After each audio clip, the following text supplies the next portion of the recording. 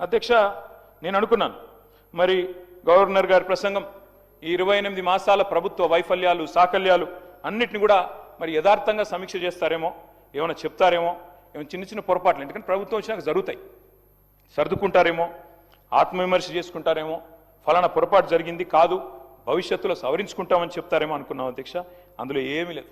ఇప్పుడు చెప్పారు, ఇప్పుడే మా సభ్యుడు మాట్లాడుతూ చెప్పారు అధ్యక్ష, ఇంతకంటే దారుణం ఉండదు.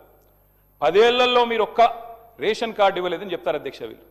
అధ్యక్ష ఇదే సభలో నేను కాదు అధ్యక్ష చెప్పేది, కాదు 10 ఏళ్లలో నేను చెప్పలేదు, మీ civil supplies minister Uttam Kumar Reddy garu ఇదే సభలో చెప్పారు అధ్యక్ష.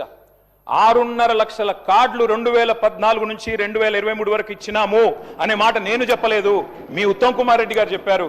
మరి మీరు మీ ఉత్తమ్ కుమార్ రెడ్డి గారితో మీ సివిల్ సప్లైస్ మినిస్టర్తో విభేదిస్తున్నారా? నాకైతే తెలియదు అధ్యక్ష. మీరు కూడా దయచేసి ఇట్లాంటి కరెక్ట్ చేయాలి అధ్యక్ష. సభలో మంత్రులు చెప్పిన మాటలకే విలువ లేకపోతే గౌరవ అధికార పార్టీ సభ్యులు మంత్రుల మాటలకు కూడా విలువ లేకుండా మాట్లాడుతుంటే అబద్ధాలను పదే పదే పదే పదే వల్ల వేస్తే ఎవరికి లాభం అధ్యక్ష? దానివల్ల వారు కూడా నోట్ చేసుకోవాలని నేను గుర్తు చేస్తా ఉన్నా అధ్యక్ష.